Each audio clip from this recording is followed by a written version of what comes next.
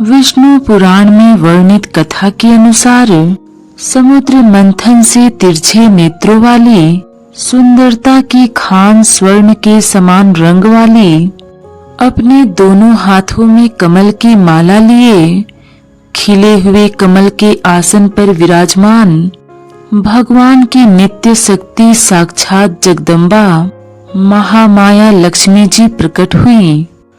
उन्हें देखकर ऐसा जान पड़ता था मानो चमकती हुई बिजली प्रकट हो गई हो।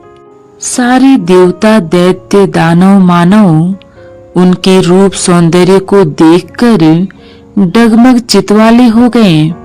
दैत्यों ने सोचा कि ये हमें मिल जाए तो अच्छा हो, किंतु मांगने वाले को और इच्छा करने वाले को लक्ष्मी जी नहीं मिलती है।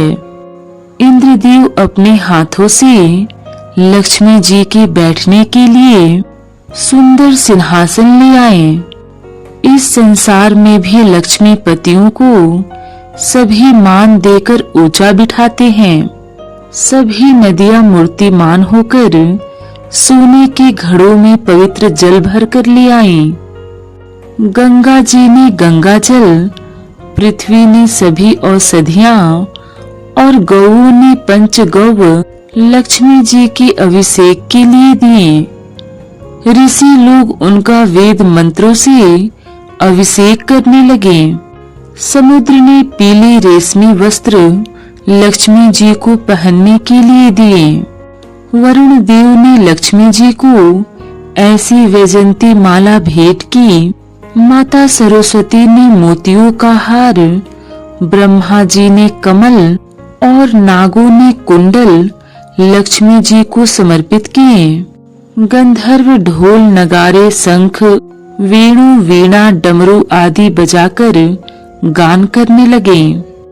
अब लक्ष्मी जी सोचने लगी कि किसके गले में कमल माला पहनाऊं। लक्ष्मी जी मुस्कुराते हुए सर्वगुण संपन्न पुरुष की खोज में इधर उधर विचरण करने लगी। उन्हें देखकर ऐसा लगता था मानो कोई सोने की लता इधर उधर घूम रही हो। माता लक्ष्मी के मन में यह संकल्प था कि जो मुझे नहीं चाहता हो उसी को मैं वरण करूंगी। लेकिन सृष्टि में ऐसा कोई भी नहीं है जो उन्हें नहीं चाहता हो और उनको पाने की कामना न करता हो। माता लक्ष्मी ने एक बार सभी पर दृष्टि डाली, लेकिन किसी में भी सारे सद्गुण उन्हें नहीं दिखाई दिए। माता लक्ष्मी अपनी सखियों के साथ ऋषियों के मंडप में आई, जहाँ विश्वामित्र, जमदग्नि आदि ऋषि विराजमान थे। वे ऋषि ज्ञानी और तपस्वी थे, किंतु क्रोधी अधिक थे। उन ऋषि मुनियों को देखकर माता लक्ष्मी ने सोचा, तप करने से क्या होता है? तप तो राक्षस भी करते हैं। मैं इतने क्रोधी के साथ विवाह कर लूं और कहीं इन्होंने क्रोध में आकर मुझे श्राप दे दिया तो मेरा क्या होगा? तप करने से शक्ति बढ़ती है तो इससे क्रोध भी बढ़ जाता है और वह क्रोध छलकने भी लगता है। इसलिए केवल तप करने से कुछ नहीं होता। तप के साथ भक्ति भी होनी चाहिए, क्योंकि भक्ति के लिए विनम्रता बहुत जरूरी है। इसी प्रकार शुक्राचार्य और गुरु बृहस्पति आदि ज्ञानी तो बहुत हैं, लेकिन उनमें आसक्ति भी बहुत है। अतः ऋषियों में से चुनाव करने का लक्ष्मी जी का मन नहीं हुआ। आगे ब्रह्मा, चंद्रमा, वरुण, इंद्र आदि देवतागण विराजमान थे। देवगण क्रोधी नहीं हैं, परंतु कामी हैं। अतः उनको भी छोड़कर लक्ष्मी जी आगे चलीं। आगे परशुराम जी विराजमान थे। वे कामी और क्रोधी नहीं हैं, वे तो जितेंद्रिय हैं। उन्होंने अपनी इंद्रियों पर विजय प्राप्त कर ली है, परंतु वे अत्यंत निष्ठुर हैं। क्षत्रियों के संहार के साथ उन्होंने छोटे छोटे बालकों का भी वध किया है। इनमें प्राणियों के प्रति दया नहीं है, अतः लक्ष्मी जी को वे भी नापसंद हैं। जहाँ दया है वहीं लक्ष्मी जी विराजती हैं। आगे शिवी और कार्तिवीर बैठे हैं। लक्ष्मी जी ने सोचा, शिवी आदि में त्याग है लेकिन निवृत्ति नहीं है। कार्तिवीर आदि वीर तो बहुत हैं, लेकिन वे काल के पंजे से बाहर नहीं हैं, अर्थात समय पर नष्ट हो जाने वाले हैं। आगे मार्कंडे ऋषि बैठे थे। वे प्रलय काल तक आयु वाले सिद्ध और महात्मा हैं। इन्होंने काम और क्रोध का विनाश किया है, किंतु वे तो आंखें मूंदे अपने आराध्य के ध्यान में बैठे हैं। मार्कंडे ऋषि ने देखा लक्ष्मी जी अकेली आ रही हैं, इसलिए उन्होंने अपनी आंखें बंद कर ली। लक्ष्मी जी की ओर उन्होंने देखा तक नहीं। लक्ष्मी जी में एक बड़ा दोष है कि वे पापी के घर भी चली जाती हैं, लेकिन भगवान नारायण कभी पापी के हाथ में नहीं जाते हैं। इसलिए संत लक्ष्मी जी का दर्शन नारायण के साथ ही करते हैं। लक्ष्मी जी ने सोचा, ये तो अनासक्त हैं, मेरी ओर देखते तक नहीं।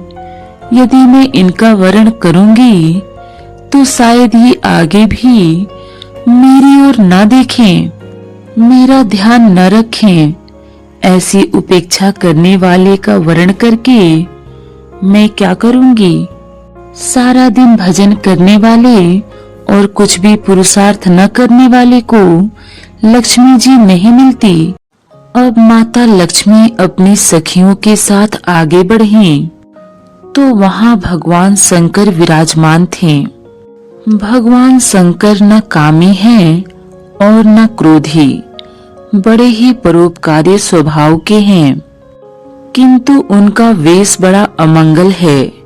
उनके 5 मुख हैं और प्रत्येक मुख में 3-3 नेत्र। सारे अंगों में विभूति लगाए, मस्तक पर जटाजूट चंद्रमा का मुकुट, 10 हाथों में उनके कपाल, पिनाक, त्रिशूल, ब्रह्मरूपी डमरू आदि लिए बाघंबर का दुपट्टा, भयानक आंखें, विकराल आकृति और हाथी की खाल का वस्त्र, गले में सर्प। भगवान शिव स्वयं जितने अद्भुत थे, उनके अनुचर भी उतने ही निराले। माता लक्ष्मी की सखियों ने भगवान शंकर के गुणगान करते हुए लक्ष्मी जी से कहा, ये देवों के देव महादेव हैं। इन्होंने काम को भस्म किया है। बड़े शांत, सरल और भोले हैं। किंतु लक्ष्मी जी ने कहा, इनका वेश मुझे पसंद नहीं है। भगवान शंकर के पास ही शांताकारम भगवान नारायण विराजमान थे। मंगलम भगवान विष्णु, मंगलम गरुड़ध्वज, मंगलम पुंडरीकाक्षाय, मंगलाय तनोहरि। अर्थात भगवान विष्णु मंगलमय हैं, गरुड़ की ध्वजा वाले भगवान मंगलमय हैं, कमल के समान नेत्र वाले भगवान कल्याणप्रद हैं, भगवान हरि मंगलों के भंडार हैं। श्री भगवान सुमंगल सर्वगुण संपन्न हैं, क्योंकि प्राकृत गुण इनको स्पर्श नहीं कर सकते और अणिमा आदि गुण इनको चाहा करते हैं, परंतु ये किसी की भी अपेक्षा नहीं करते हैं। लक्ष्मी जी ने सोचा, बस यही मेरे लिए उत्तम है। कहते हैं कि जब लक्ष्मी जी का स्वयंवर होने लगा तब भगवान नारायण बेफिक्र होकर पीतांबर ओढ़कर सो गए, क्योंकि उन्हें पता था कि लक्ष्मी जी किसी दूसरे के पास जाने वाली नहीं है। माता लक्ष्मी जी भगवान की नित्य शक्ति हैं। जब माता लक्ष्मी को कोई पसंद नहीं आया तो उन्होंने देखा कि यह कौन सो रहा है। संसार में ऐसा कौन पुरुष है जो मुझको नहीं चाहता। जब उन्होंने देखा कि ये तो साक्षात भगवान विष्णु हैं, तो वे उनके पांव दबाने लग गई। जिसका हृदय कोमल और मृदु होता है उसी के पास लक्ष्मी जी आती हैं। माता लक्ष्मी ने समस्त गुणों के आश्रय भगवान नारायण को कमल की माला पहना दी और उनके अनुग्रह की प्रतीक्षा करती हुई उनके निकट स्थित हो गईं। भगवान नारायण की दृष्टि तो पृथ्वी की ओर थी, किंतु जब माता लक्ष्मी ने उन्हें वरमाला पहनाई तो वे इधर उधर देखने लगे। ऋषि मुनि इसकी व्याख्या करते हुए कहते हैं कि जिसके पास लक्ष्मी हो उसे आसपास भी देखना चाहिए। जहां भी उसे दीन दुखी दिखाई दे उनकी भरपूर सहायता कर उनका दुख दूर करना चाहिए। भगवान श्री हरि ने लक्ष्मी जी से कहा, आओ तुम मेरे वक्ष स्थल पर विराजमान हो जाओ। तुम मेरे वक्ष स्थल पर आसीन हो जाओगी तो मैं किसी दूसरे का आलिंगन नहीं कर सकूंगा, अर्थात तुम्हारी अनुमति के बिना किसी दूसरे को अपनाऊंगा ही नहीं। इस प्रकार भगवान नारायण का नया विवाह हुआ और लक्ष्मी जी के नवीन अवतरण से देवताओं को भी सुख संपत्ति की प्राप्ति हो गई। इस प्रसंग का सार यह है कि लक्ष्मी जी उन्हीं का वर्ण करती हैं जिनमें सद्गुण विराजते हैं। भक्ति, धर्माचरण, सेवा, सहायता, दया, सत्य, दान, व्रत, तपस्या, तन, मन व वस्त्रों की पवित्रता एवं पराक्रम आदि गुण जिनमें वास करते हैं, लक्ष्मी जी उनका वर्ण करती हैं। साथ ही उन पुरुषों के घरों में निवास करती हैं जो निर्भीक, सचरित्र, कर्तव्य परायण, अक्रोधी, कृतज्ञ, जितेंद्रिय, सदाचरण में लीन व गुरु सेवा में निरत रहते हैं।